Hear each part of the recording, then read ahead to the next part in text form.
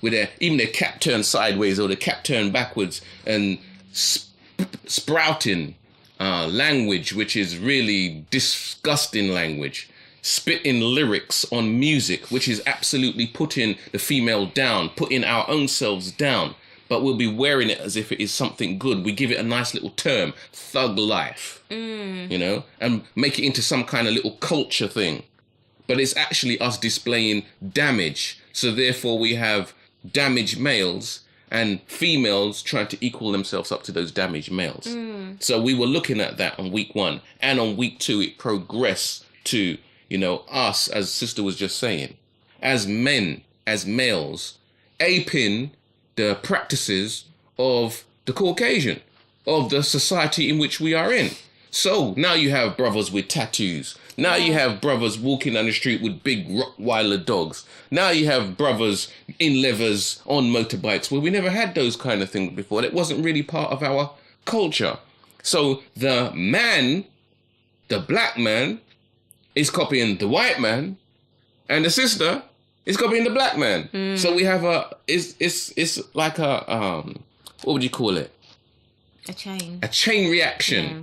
A downward spiral. Domino effect. A domino effect where we have GOG, female, following Magog, male assisted, the two spiraling down away from the practices of Allah God. As we know, this society is not a godly society. They say it's a godly society, yes, but the practices show opposite. Just last week, I was reading in the paper about a vicar, a priest, who was interviewing, and one of the interviewees was a homosexual, and he asked this homosexual man about some of his practices. You know, this is a Christian society, he was saying. And the homosexual man took the priest to court for asking him about those practices which are against the book and against that which they say they stand for. So this society can't be a godly society if it encourages that kind of response.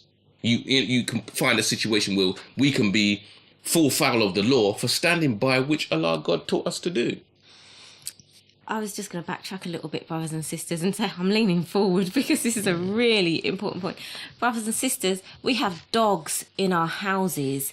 You know, years ago, we used to know who the enemy was, and the enemy of us as black people and of our nation, what they did is they used the dogs against us during slavery, and even afterwards during like the peace protest marches where they used to train the dogs. They trained the dogs. That's interesting, peace protests, and they used the dogs on us. That's right. So it was peace for somebody, but it weren't peace for us. Yeah, but the idea or the root of it was in order to not only to do it peacefully, but to have peace for ourselves. They used to teach the dogs, they used to train the dogs to come and jump on us and bite our genitalia. Even in the history of Jamaica, brothers and sisters, you see the Spanish, they used the dogs to come and take over the country of Jamaica. Okay. That's how they came after us. And yet we have the enemy and the enemy's helpers in our home. We have dogs. We buy them food, brothers and sisters. We keep them in our houses. Yeah. It's insanity. It just goes to show that we've come so far away from ourselves. We've been removed so far away from ourselves that we don't even know who we are anymore. The dog has always been the white man's best friend. It always has been. And who's been ours? Is that who has been ours? God has always been ours. God is supposed to be our best friend. Has always been, but because of the environment that we're living in, we've actually been removed step by step from who we are. And so now we've taken up the practices of the Caucasian, of the white man, so much that we don't even know who we are anymore. So we look exactly the same. Planet of the Apes, brothers and sisters. And that brings us nicely into this week's episode, final part 3, which I've entitled The Glory of God or Satan. Which one are we? The glory, meaning the reflection, the image and likeness of God, or are we in the image and likeness of Satan? Crunch time. Do we know who we are? So let me just start. Feel free to come in, sister. I'm going to read from my notes, brothers and sisters, and my notes are down here, so I'm going to have to look away. So feel no way. I'm just reading my notes until auto cue comes. You can be my auto cue, sister. Part 3. Gog and Magog, right, can be taken to represent male and female. However, this must not be confused with man and woman. Remember, boy and girl are also male and female, but not yet man and woman. In truth, the two terms can be quite distinct and not always interchangeable. Man and woman are the end product and outgrowth of boy and girl. Today's confusion may have come about because male and female have been frozen in their mental spiritual development by the shaitan. This practice has been given the soft euphemism dumbing down. We're in a society today, and they always say it on the TV, we're dumbing down. Just imagine you send your children to school and they say, we're dumbing your children down. There would be uproar. There would be outrage. But in today's society, shaitan can come on the TV, can come into the newspapers, can come into our environments and say, we're dumbing you down. And there is no outcry. There's no outrage. There's not even a word said.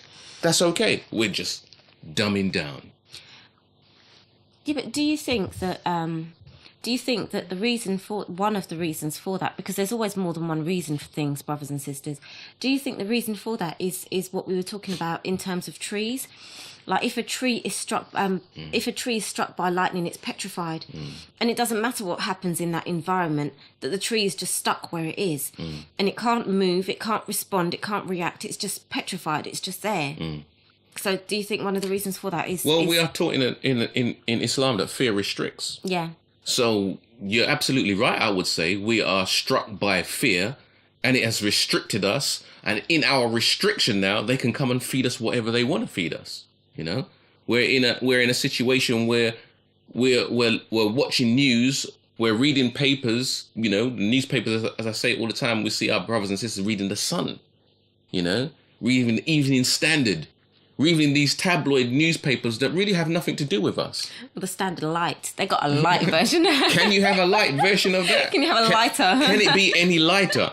You know, these newspapers and these sources where we go to feed have absolutely nothing to do with us. But then again, if we are a people who are sporting tattoos on our backside and wearing clothes in such a fashion that people can see the tattoo on our backside, it's obvious that we don't know who we are. So we will read the Standard. We'll read these go to these sources that have nothing to do with us, because we think we are reflected by the way we are bending ourselves to be a reflection of other than self. But it's also quite interesting that a lot of those papers are they're either free or they're very inexpensive, they're very cheap. So you've got like the Sun probably is 20-30 pence or something like that, and you can have like the Times or something which is 65-70 pence or 75 pence. The difference is quite interesting as well, that they will give the Standard Light out free, and sometimes you've got piles of them on the bus, and you just pick one up as you're going along. You know, it's free. Yeah, I make it my duty to never pick up one of those. Yeah, me too. I never read through one of those. That is a mind destruction coming in the pages of those. And because it's free, we just pick it up, and what they do is they hand it out, and subconsciously we don't even think, and on an unconscious level we just take it. And so Joseph went to take it. I said, "Don't you dare! Don't you dare! Don't touch that. It's not for you." Not everything is for us, and I think that's something, again, that goes back to the Standard and discriminating, you know, and being able to discriminate whether something is for us or not, or, you know, who I am, what I am, the qualities and characteristics that I have, you know, as a God-fearing person or not. Yeah, the media has a lot to answer for, but we have a lot to answer for also.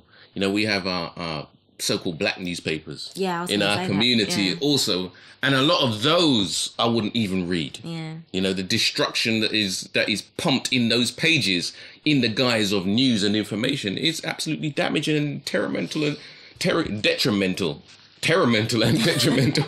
for us. You know, just this week we were in Tooting. We went to Tooting, right? Because my wife likes to go to Tooting. She does some shopping in Tooting from time to time. And Tooting is an Asian area. I decided to take him with me for a change. And it's like being in another world. Yeah. You know, the mindset of that Tooting community, it's so family orientated. You don't see people walking around half naked. Yeah. You don't see girls walking around with low joggers with sexy on the backside.